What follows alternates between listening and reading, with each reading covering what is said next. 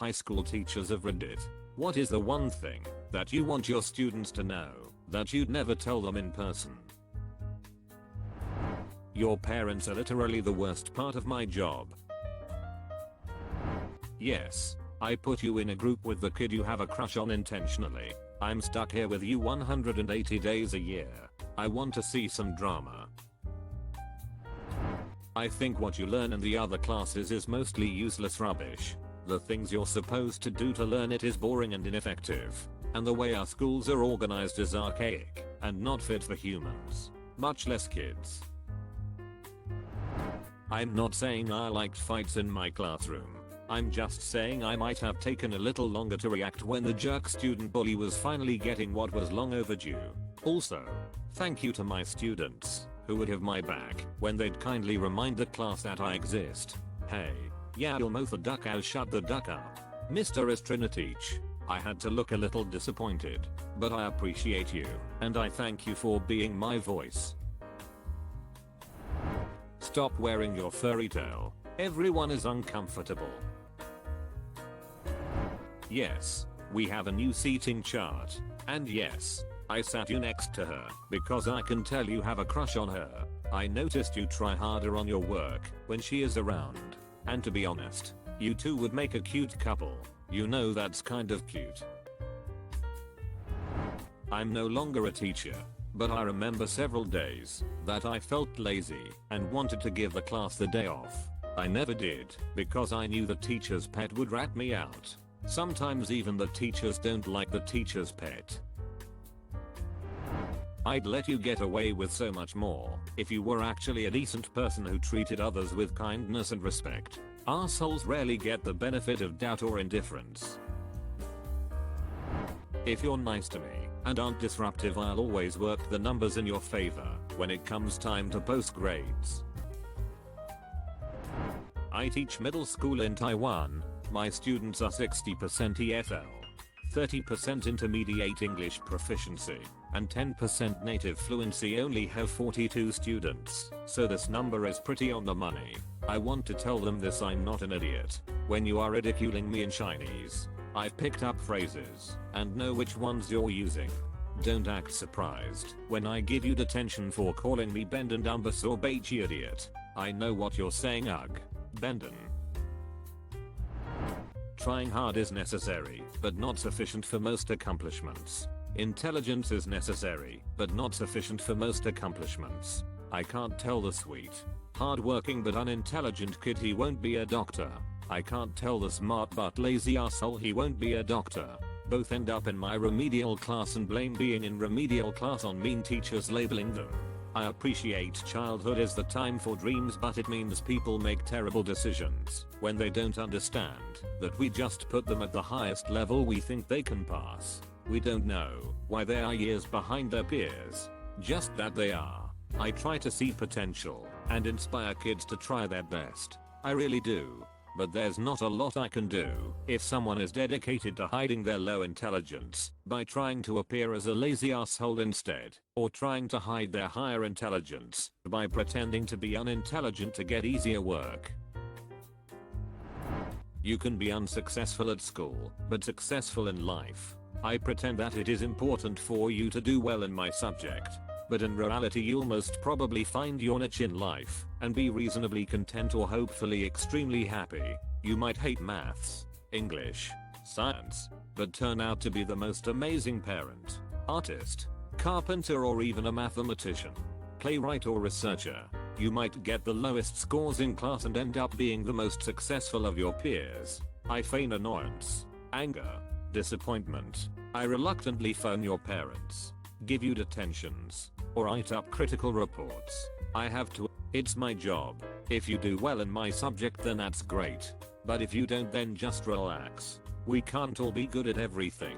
Oh, and do you think you hate exams, tests, and homework? Your mild dislike of the work is a mere candle flame compared to the hatred that burns like a million suns that I feel when I have to ducking market. Yelling duck in the hallways doesn't make you a badass. Teachers are yelling duck in their heads all day long. The weed smell doesn't magically disappear between the parking lot and my classroom. Look, obviously I'm on Reddit all day too, or I wouldn't be posting here. But for the love of God, can you please pretend to be working, so I can go back to being disappointed by reposts?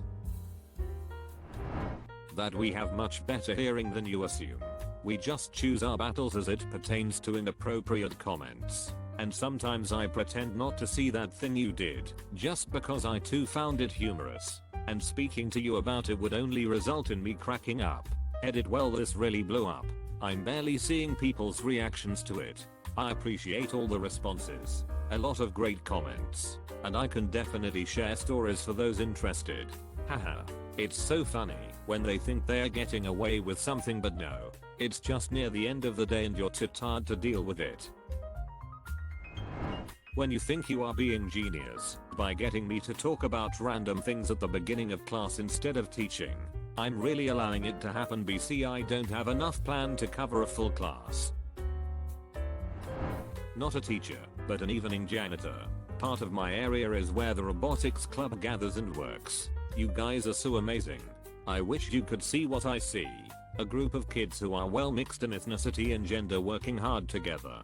I never see signs of drama when I walk by. When I look through the windows, I can see that you guys are listening to each other and treating each other seriously, while also having fun.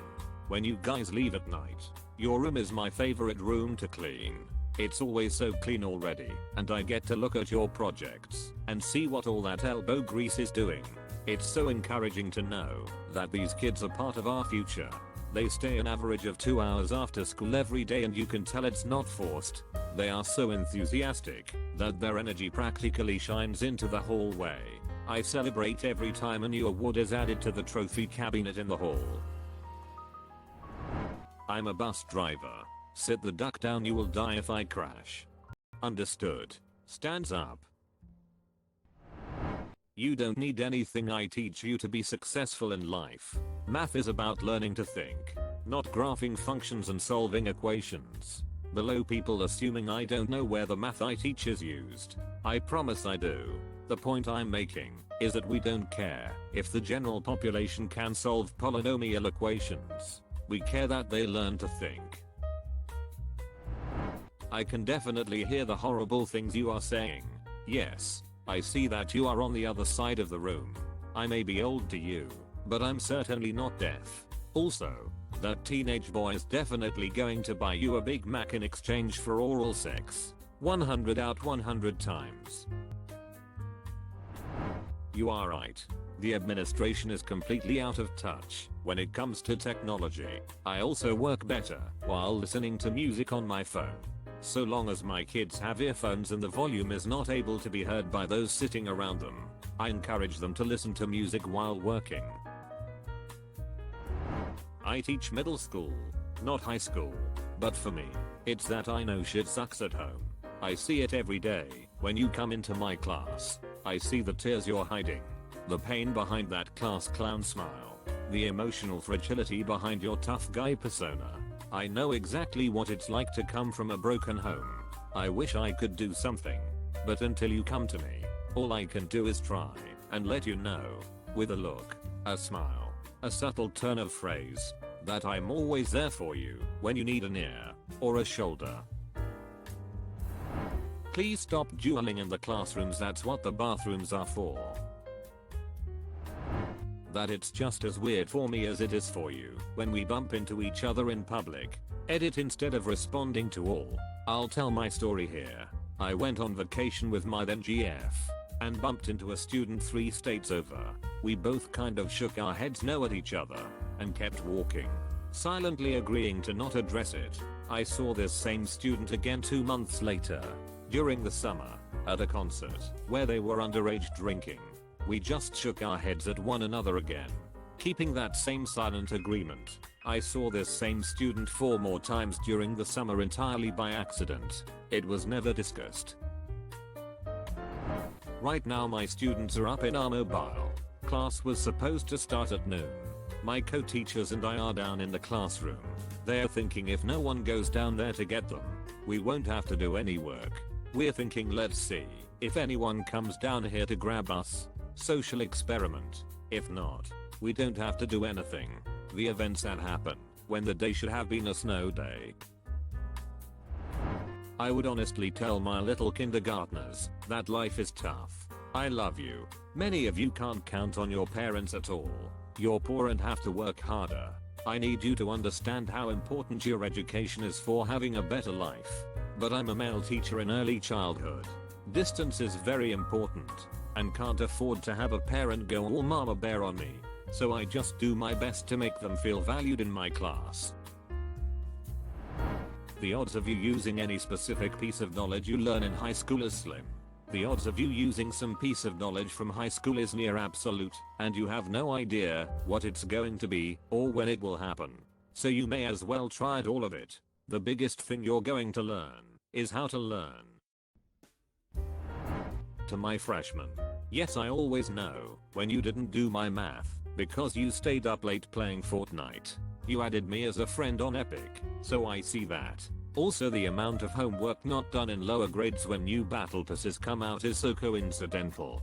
To a specific freshman, I support your desire to become a streamer, but editing videos should not keep you away from your homework for a whole week, and your friends always rat you out when you stay home. Skip to make edit those videos. To all high schoolers I teach, you're dumb.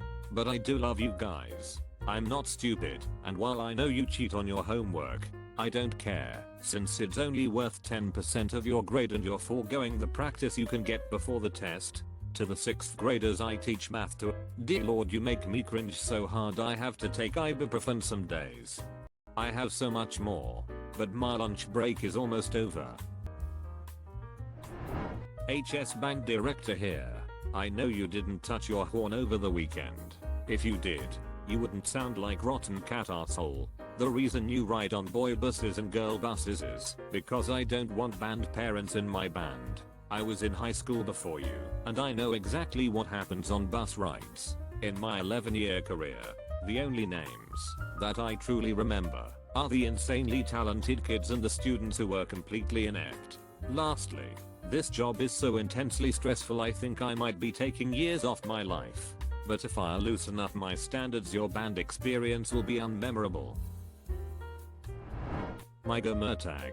I usually say there's a policy against it, but there isn't. I just don't want to play Overwatch or whatever with a bunch of relatively good kids who turn into total monsters when they play video games. If I tell the cool ones, it'll get around. I don't care that you came to class stoned. Just stop interrupting class. And for God's sake, don't touch any power tools while you're stoned. I knew a guy that would come into first period stoned. He would always complete his work extremely fast and accurately too. Then he would just stare at his paper or whatever when he's done. Basically a genius when stoned. I taught after school care summer school for a year, and I want so badly to tell them that now is a great time to find out who they are and to stop parroting what they hear other people say. To stop trying so hard to make Jamie like you and be your friend, because even though you and Jamie have been friends since pre-K, people growing apart is normal, and Jamie is a manipulative minge muffin. 3. I kept Owen and other troublemakers close to me in class because giving them just a little positive attention was infinitely preferable to giving them all of my attention in a negative light. Plus, maybe they just needed someone to listen and give them one-on-one, which I'm happy to do. For it's useless saying it, because it's not going to make a difference. But this week's crisis won't matter next year or maybe even next week, and it certainly won't matter on your deathbed. Consider subscribing if you enjoyed this video, and if you want to see more of Reddit Universe,